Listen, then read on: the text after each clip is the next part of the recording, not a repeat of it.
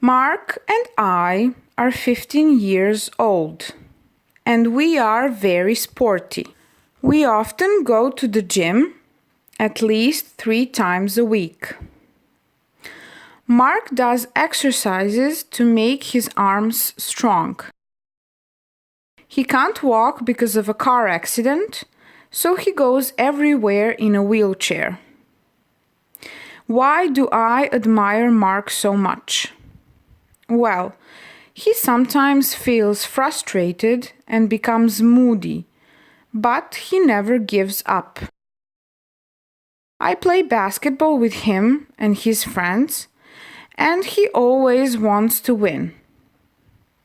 People sometimes think he's unfriendly when they first meet him, but he's shy with new people. He always has time for his friends and tries to help them. If I have a problem, the first person I speak to is Mark. He's very kind and he doesn't ask a lot of questions. He is good at listening. I think that a person that listens to other people is very generous.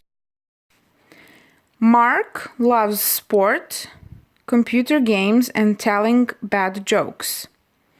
He's very honest and he's also fun to be around.